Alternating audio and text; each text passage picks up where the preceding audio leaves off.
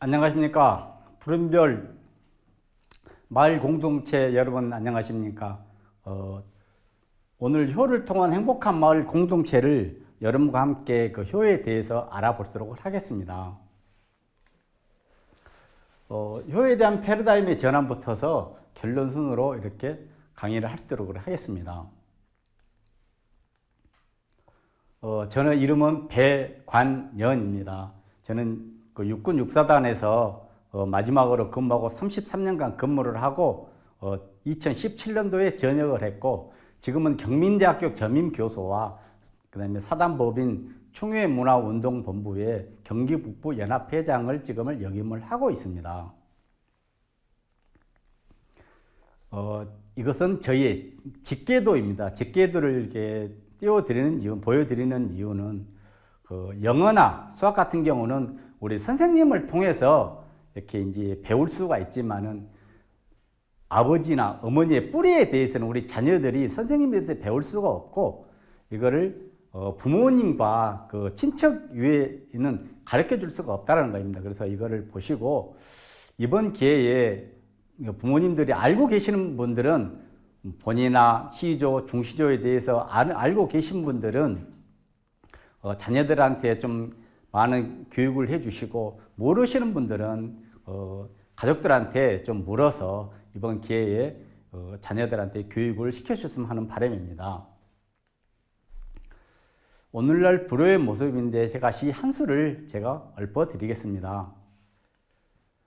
애완동물 병이 나면 가축병원 달려가도 늙은 부모 병이 나면 그러려니 태어나네. 10자식 키운 부모 하나같이 키웠건만 10자식 한 부모를 귀찮으레 여겨 하네. 자식 위에 쓰는 돈은 아낌없이 쓰건만은 부모 위에 쓰는 돈은 하나하나 따져보네. 자식들의 손을 잡고 애식함도 잣건만은 늙은 부모 위에서는 애출 한번 못하도다. 제가 이 시 한 편을 읽어드렸는데 여러분들은 이걸 어떻게 들으셨는지 굉장히 궁금합니다. 공감은 하셨는지. 저는 이거를 하고 나서 참 우리의 모습이 굉장히 안타깝게 생각을 하고 있습니다. 이게 우리의 모습이라는 것입니다. 그래서 제가 여러분과 함께 효에 대해서 이야기를 한번 해보고자 합니다. 이 효란 무엇인가? 그 효에는 이렇게 글자가 세 가지를 의미를 가지고 있는데, 첫 번째는 생각할 고와 자식자의 합자로서 정신적인 효가 되겠습니다. 이거는 무슨 뜻을 이야기하느냐?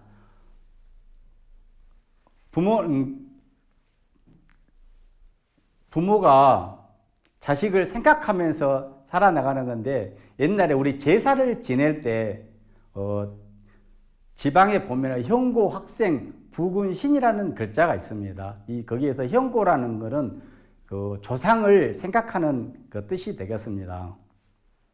그리고 이제 두 번째, 늙을 노자와 자식자의 합제인데, 이거는 물질적인 효라고 이야기를 하는데, 자식이 어렸을 때는 그 부모가 자식을 이렇게 보호하면서 기르지만은 자식이 성장을 하게 되면은 자식이 부모를 업어서 없는 형상이 되겠습니다. 그래서 서로 물질적으로 주고받는 형상이 되겠습니다. 세 번째는 HY호, 영문으로 표기를 하고 있는데, 이거는 조화로운 효라고 저희들은 이렇게 표현을 하고 있습니다. 그래서 이제 김치나 태권도 같이 한글로 표현을 해서 저희들도 효를 HYO, 효로 표현을 하고 있는데, 이 효는 하모니는 앞에 H는 하모니, 그 다음에 가운데 Y는 우리 젊은이를 상징하는 영, 뒤에 O는 올드, 우리 연세 드신 분들을 지금 이야기를 하고 있습니다.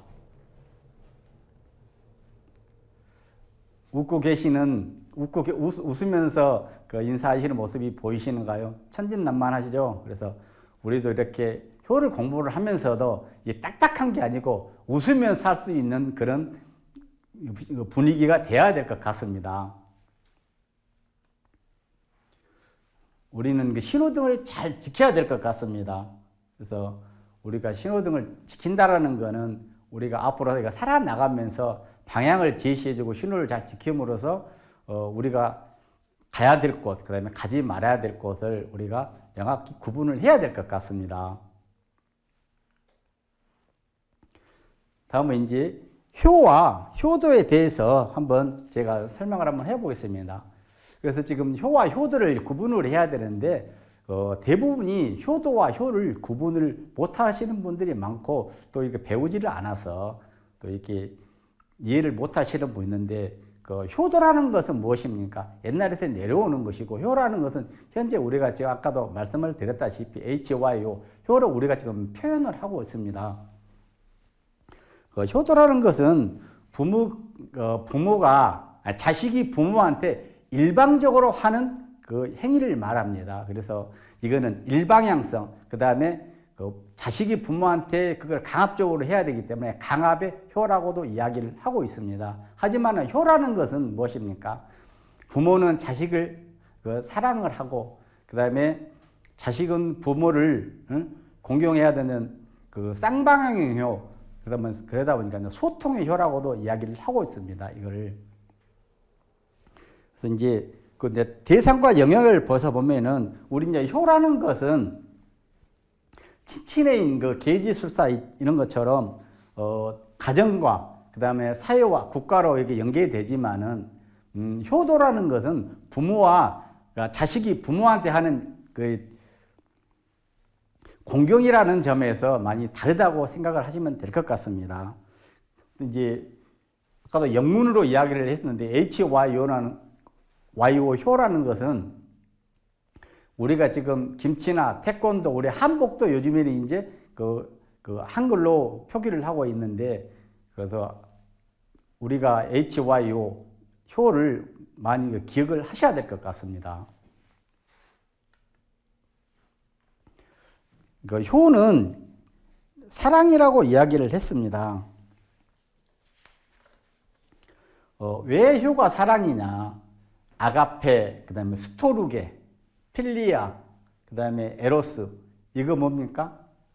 다 효로, 효가, 그 다음에 좀 사랑을 해야 된다는 것입니다. 효를 통해서. 그러다 보니까 예를 들어서 뭐 부모와 자식 간에 조건 없는 사랑.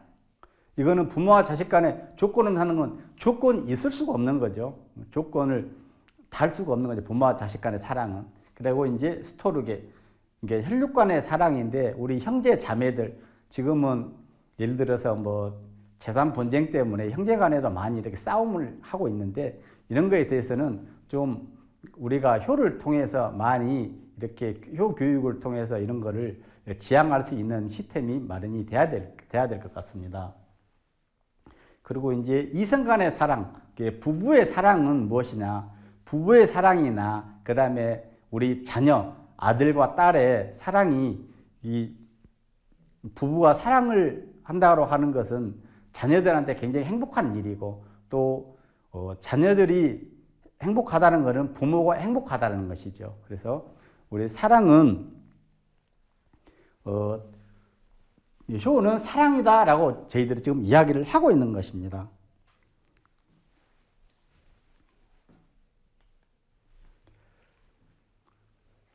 우리가 이제 효에 대해서 우리가 어떻게 배우고 그다음에 어떤 느낌을 받고 어떻게 다짐을 하고 어떻게 행해야 되는 것인지를 한번 알아보면은 정말 효에 대해서 어떻게 배워야 되느냐. 정말 효에 대해서 정말 잘 못 배우게 되면은 우리가 이걸 수정할 수가 없다라는 것입니다. 그래서 부모님으로부터 좋은 것을 배워서 예를 들어서 효자 가문에 효자 난다라는 말이 있습니다. 그거는 무엇이냐?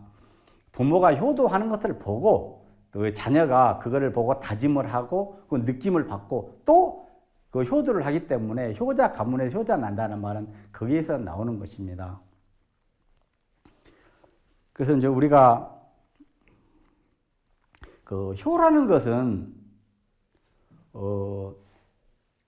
인생을 바꾸기도 합니다. 인생을. 그래서 우리가 효라는 것은 인생을 그 삶을 만족도를 바꾸기도 하는데 그 효를 그 생각을 하면서 운명을 결정짓는 영향을 미친다는 것은 뭐냐면은 우리가 생각을 하게 되면 말이 바뀌고 그다음에 말이 바뀌게 되면은 곧 행동으로 변한다는 것입니다. 행동으로. 그 행동으로 변하면 행동이 뭘로 가느냐? 습관으로 가고 그 습관은 곧 성품으로 이어져서 그 성품이 곧 우리를 운명을 좌우할 수 있다라는 것입니다. 그래서 그 효 교육을 통해서 우리가 성품 그다음에 운명을 한번 바꿔보는 것도 좋을 것 같습니다.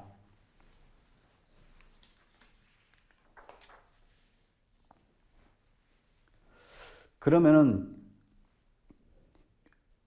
효가 가정윤리며 가족을 사랑하는 방법이라고 지금 이야기를 하고 있는데 왜 효가 가정윤리며 가족을 사랑하는 방법이냐? 가정에서 부모님과 자녀들이 같이 이렇게 거주를 하고 있는데 그 윤리적으로 부모님이 지켜야 될 것, 그 다음에 자녀들이 지켜야 할 것들을 같이 지켜줌으로써 가족이 이렇게 하나같이 사랑을 할 수 있다라는 것입니다. 그래서 부모의 행동은 자녀의 거울이라고 이야기를 했습니다. 그래서 부모가 어떤 그 행동을 하느냐에 따라서 자녀가 그거를 보고 있기 때문에 그래서 저를 보게 되면은 저는 이제 아들이 있는데 아들이 저를 똑 닮았습니다. 성격이나 행동이나 말투나 이런 걸 똑 닮았습니다. 그래서 그거를 생각하게 된다라면은 저는 더욱더 조심하고 언행을 정말 잘해야 되겠다라는 생각을 해봅니다. 그래서 이제 부모의 솔선수범이 정말 중요하다. 그러니 우리가 이야기를 합니다. 가정은 도덕의 학교라고. 가정이 왜 도덕의 학교겠습니까? 가정이라는 거는 이렇게 그 효를 통해서 부모의 자식 간의 사랑들, 그 부모를 공경하는 거, 그 다음에 형제 자매와 우애하는 이런 걸 배워 사회에 나가면은 사회에서도 그 친구들하고 잘 지낼 수도 있고 또 국가로 나가게 되면 국가에 충성을 할 수 있다라는 것입니다. 그래서 가정과 그 다음에 사회와 국가는 하나로 시스템으로 연결이 된다는 것입니다. 효는 교육학의 바탕이며 효학의 인문학이 기반이다라고 이야기를 하고 있습니다. 그래서 효 교육이 굉장히 중요하다는 것이죠. 모든 게 기본이 된다는 것이죠. 그래서 부모 자식 간의 사랑 이게 기본이기 때문에 그 부모의 사랑을 받은 우리 자녀들은 정말 행복하게 성장하고 즐거운 마음으로 모든 걸 생활을 하지만은 그렇지 못한 자녀들은 굉장히 힘들고 어렵게 생활을 할 수 있다는 것이죠.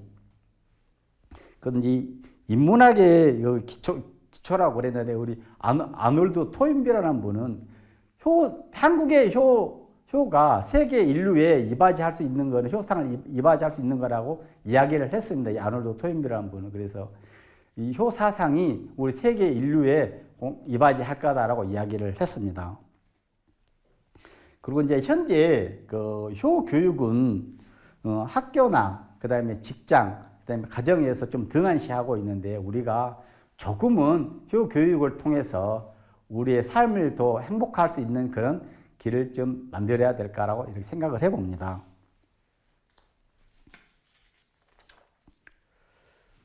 효는 국가적 현안 과제의 해결이라고 이야기를 했는데 처음에 뭘 이야기를 하고 싶은가는 저는 그래서 이제 다문화를 한번 이야기를 한번 해보고 싶습니다. 다문화. 그 다문화라는 것은 뭡니까? 그래서 우리가 같이 그 생활과 풍습이 다른 이렇게 엄마나 아빠가 계시는데 특히 우리나라 같은 경우는 이제 외국인 어머니들이 많이 들어와 계십니다. 우리 자녀들을 누가 기릅니까? 자녀들은 보통 다 어머니가 기릅니다. 어머니가 기르는데 그 어머니가 우리 한국에 대해서 이해를 잘 못하고 그러다 보면은 이 자녀는 우리 한국 사람인데 어머니도 우리 한국인이지만은 이거를 어머니에 대해서 교육을 해줘야지 그 정상적인 그 자녀 교육을 할 수가 있다는 것입니다. 그래서 우리가 교육을 통해서 어머니의 교육을 통해서 자녀가 바르게 성장한다는 것은 우리한테 굉장히 기쁜 일이라는 것입니다. 그리고 이제 또 하나는 무엇이냐? 저출산 문제입니다. 우리가 왜 저출산 문제를 우리 젊은이들한테만 이렇게 이야기를 할 수가 있겠습니까? 이 저출산 문제는 우리 국가 전체 이야기라고 저는 생각을 합니다. 저출산 문제를 그래서 우리 젊은 친구들한테만 맡겨놓을 게 아니고 국가 지도자나 우리 나이 드신 우리 세대들, 그 다음에 좀 중년들까지도 함께 이거를 고민해야 된다는 것입니다. 그래서 우리 젊은 그 엄마들이 출산 후에도 그 다음에 마음 놓고 애들을 맡겨놓고 직장 생활 할 수 있고, 또한 그 직장에 가서도 자녀들을 걱정하지 않을 수 있도록 그런 시스템이 마련이 돼야 될 것 같습니다. 또 하나는 고령화 문제입니다. 고령화 문제. 우리 고령화 문제를 어떻게 해결해 나갈 것인가. 그래서 우리 고령화 문제는 지금 우리나라가 그 의료가 이제 발달이 되고 수명이 연장이 되다 보니까 고령 인구가 많아졌습니다. 이 고령 인구들을 우리가 어떻게 일자리를 만들어 주어서 이분들한테 행복을 줄 것인가 하는 고민을 많이 해봐야 되겠습니다. 이분들은 일제강점기에 여기에 태어나셔서 6.25와 그 다음에 보릿고개를 다 겪으시고 잘 살아보세요 하는 우리 경제를 일구신 분들입니다. 이분들한테 조금이라도 행복을 줄 수 있는 우리 국가가 되었으면 하는 바람입니다.